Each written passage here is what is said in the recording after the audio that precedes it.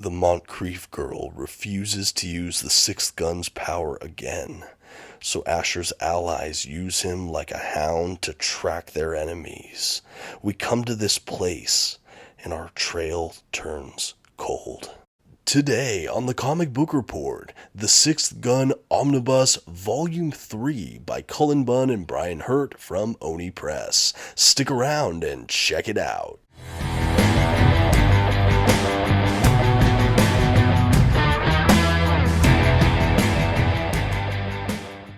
Greetings everyone, my name is Dominic and today you're tuning in to the Comic Book Report, where we review comic books and graphic novels so you can get an idea of what to read. And today I'm back in the world of Sixth Gun yet again. This Omnibus Volume 3 collects the remainder of that main series for the Sixth Gun. And if you've been frequenting my channel recently, you've probably seen my reviews of Volumes 1 and 2 on my channel. I had so much fun talking about that, and I can't wait to dive into this third part that again wraps up the main series. We do have a sequel series or spin-off of sorts in The Sixth Gun Shadow Roads, but that will be covered on a different video. For those that are maybe just tuning into this Volume 3 review, this is a Western horror dark fantasy series from Cullen Bunn, and wow, what a ride it's been so far. Before we wrap up the series today though, I just wanted to go ahead and say a huge thank you to Oni Press for providing this review copy in exchange for an honest review. It means the world to me, and I had so much fun with this book. And with that, let's go ahead and dive right into today's comic book review. First, some quick facts about today's collection. The issues in this volume were written primarily by Cullen Bunn and illustrated primarily by Brian Hurtt and Tyler Crook. The comics in this volume were published by Oni Press beginning in 2013. As far as what this edition collects, this volume includes The Sixth Gun, issues 36 through 50, The Sixth Gun, Valley of Death, issues 1 through 3, The Sixth Gun, Dust to Dust, issues 1 through 3, and Lil Sixth Gun. And finally, this standard-size paperback edition has nice glossy print paper stock pages, glued binding, and a total of 584 pages. At this time, I'd like to go ahead and give a general spoiler warning. I will be flipping through the contents of today's collection and commenting on plot points throughout. You've been advised. Okay, and with that, we're back at it again with the Volume 3 paperback omnibus for this incredible Western horror series. Of course, we're talking about The Sixth Gun. And like the preceding volumes, this front cover has a nice ornate frame in all black and white, save for that color picture window at the bottom, which has some art from the collection itself. I again love the design choices here, the aesthetic we get for this set. I think it's really great to have it all uniform. I just really wish we had it in hardcover and maybe an oversized edition again, but I am happy they brought this back into print with larger paperback collections. On the spine, we have, again, kind of a minimalist aesthetic. It's all black with some white text. We have the creators, we have a little skull design, we have the ornate, Sixth Gun logo, essentially, and then we have the publisher at the bottom.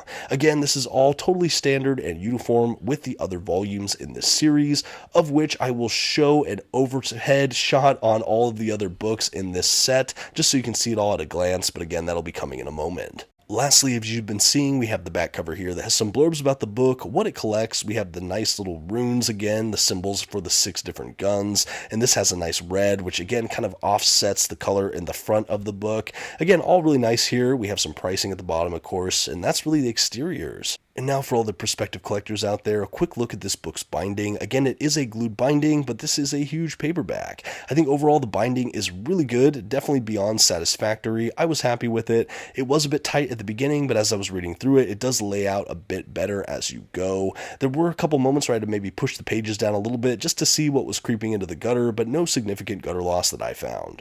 Okay, and as mentioned, here is the overhead shot for all of the books in this set. We have the 3 Sixth Gun omnibuses, of which, again, this is the third. This is the review I'm doing. If you want to see the review of the previous 2, you can find those on the channel as well. You might be asking, what is that 4th book? Well, it is The Shadow Roads, which is a sequel or spin-off of sorts set within the universe of The Sixth Gun, but more on that later. I do plan to do a full review on that book as well shortly on the channel. In addition to the overview shot of the covers, I did want to also show you what the spines look like, all stacked atop each other, just so again you can marvel at the uniformity of this beautiful set. Again, just some really sleek looking black and white paperbacks, look really good on the bookshelf, and yeah, just wanted to showcase that for all of you, especially if you intend to pick up these editions. Maybe you haven't checked out the Sixth Gun yet, and this could be your on-ramp to picking it up. Okay, and here we are. We've arrived at the grand finale. This is the Sixth Gun Omnibus Volume 3, collecting the remaining issues in the main run, capping at issue 50, and the rest of the kind of mini-series associated with the Sixth Gun. We have a couple in this one, a couple shorter mini-series, and I'll get to that toward the end of the video. But as we make our way into this collection, as you've just seen, we have the title page, publication information page, creator breakdown page. Then we have, again, a full numbered table of contents. Yay! I always love seeing that. It's really nice to have it all broken down for us by issue. Then we have the mini series all laid out as well. The only thing not included here, I think, is Lil Sixth Gun, but again, that's a really small story, and you'll see that at the back of the collection. As I mentioned as well in the previous volumes, there are no covers in this set. Unfortunately, we don't have them preceding each issue, and we don't have any kind of cover art gallery at the back. In fact, we really don't have much extras at all within these collections, which is maybe the most major drawback I have for them. But other than that, it is an amazing collection. We do have these little kind of title cards or chapter placing cards that offset each issue though, so you know right when each issue starts, which I love to see. And in the upper right hand corners of each of the pages there, you can see in the header the name of the story arc. This has been all throughout each of the volumes, and I love it because it helps you place exactly where you are. I know there are also trade paperbacks of this series released, and I think those correspond to each of these story arcs. So again, another cool way to kind of map out or collect this series if interested. I personally like these omnibus editions unless we get an affordable reprint or re-release of this in some kind of oversized hardcover format in the future. Fingers crossed. But yeah, this picks up right where the last one ended up. We have the remaining story arcs for this main Sixth Gun series. Those stories are Not the Bullet But the Fall, The Grey Witch, Hell and High Water, and Boot Hill.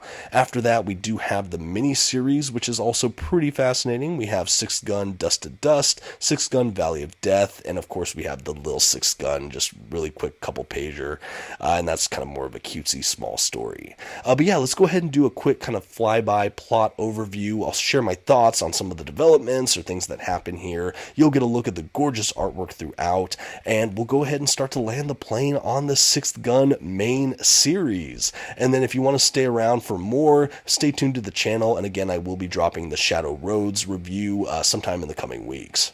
At any rate, this volume really has as its main antagonist the Grey Witch. She kind of rises above the rest of the ranks to become the true arch-villain of the series, kind of taking place from her son, General Hume, and some of the other lesser threats.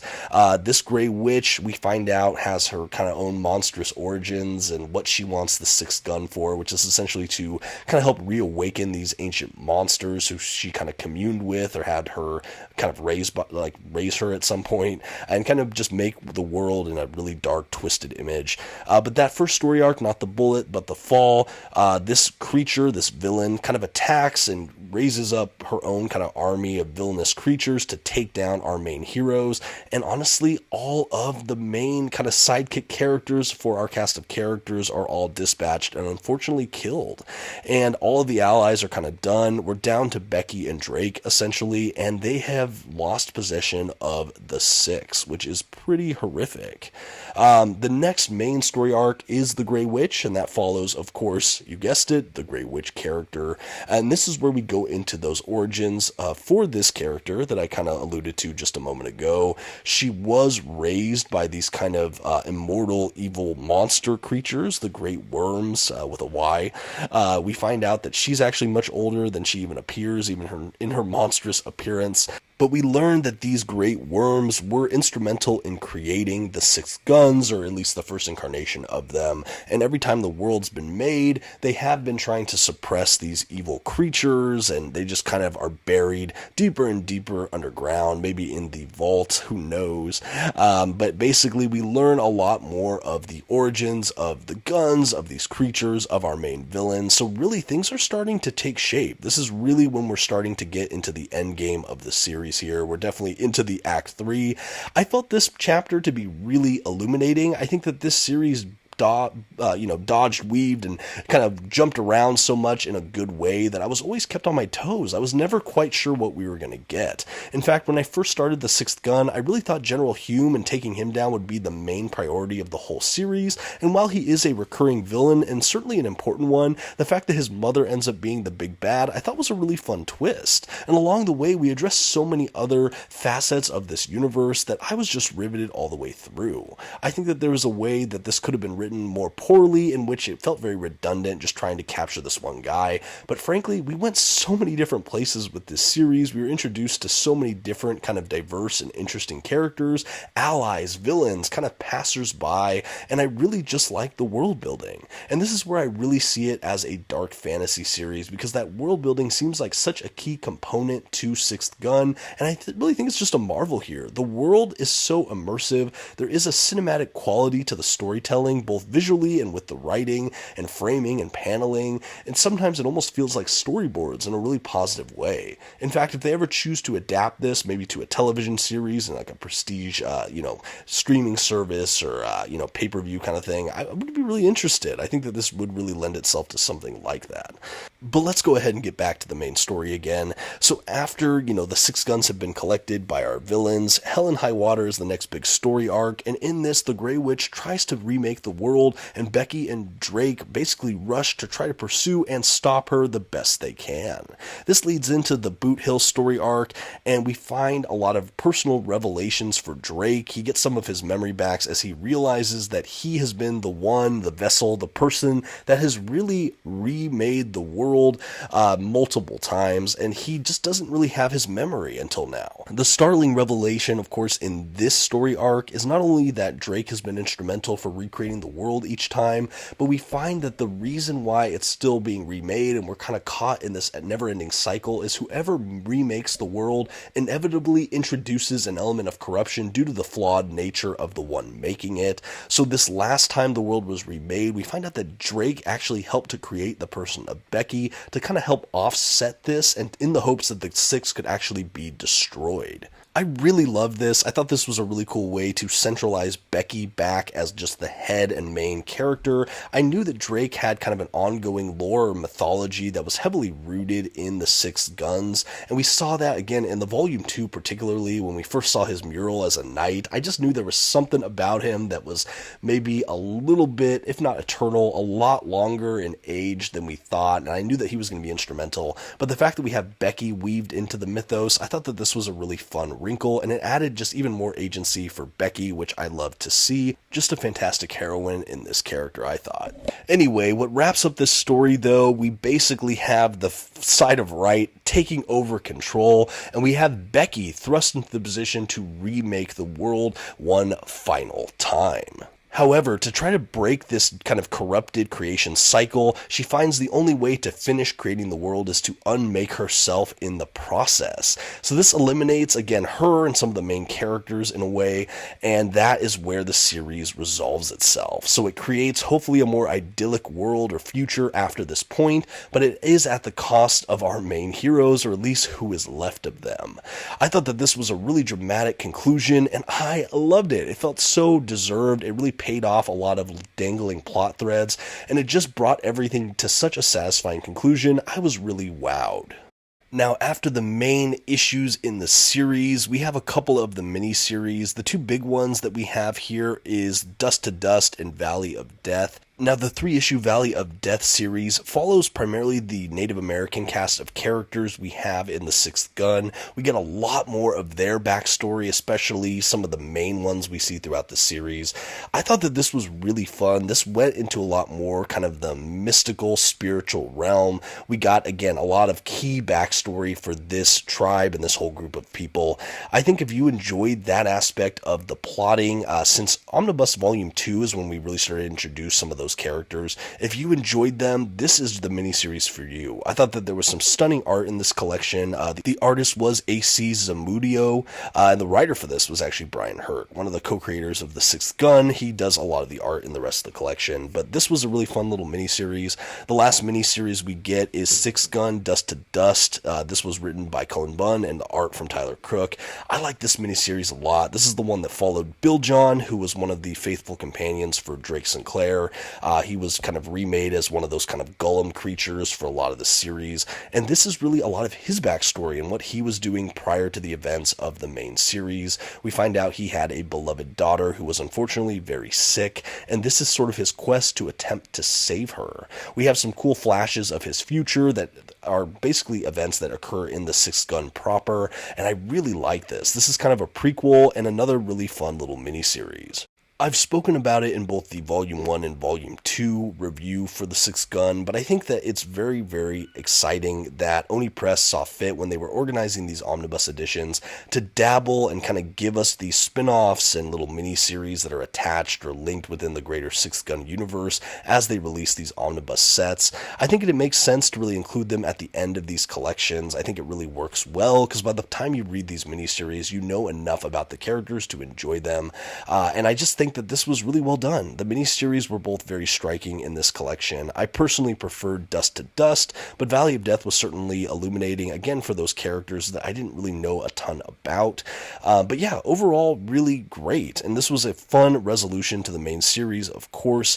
The art throughout it from Brian Hurtt and others was continually strong here. Even as the artists change hands, we do have so much visual fidelity. I just think it's all well done. It kept me fully immersed in the world, and it absolutely was a blast. And now as I'm flipping through the end of Sixth Gun, Dust to Dust, in a moment you will see the little snippets of Lil Sixth Gun.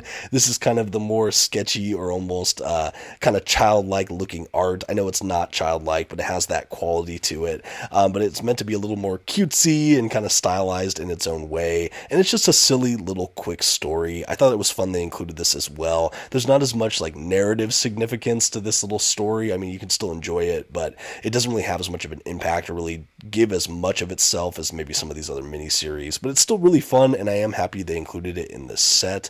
After that, the back of the collection, we really just have the creator bios again. Again, I would have loved to see more extras, maybe the covers, maybe some essays or an afterword, especially at the end of this major series, but I am still content with what we do have in the form of this amazing omnibus set. Okay, and with all that said, we've reached the end of today's collection. Now all that's left to do is to give this book a grade.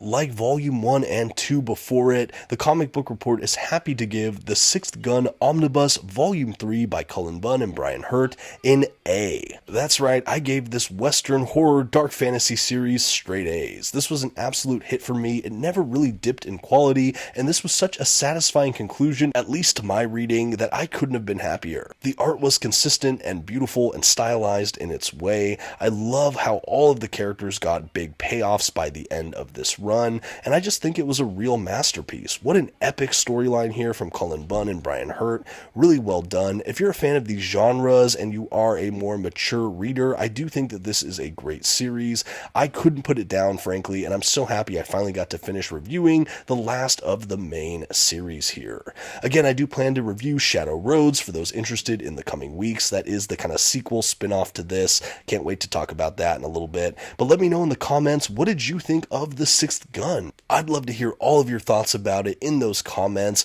Let me know as well, do you have any other favorite Cullen Bunn works? I'd love to hear that. And thank you again to Oni Press for providing this review copy in exchange for this honest review. And of course, a huge thank you for everyone who's watched this review in general. Thank you for making it to the end. It means the world to me. And until next time, this has been the Comic Book Report. Please don't forget to give this video a like, that comment we talked about, and maybe check out another video on your way out. Thanks everyone, and have a good one.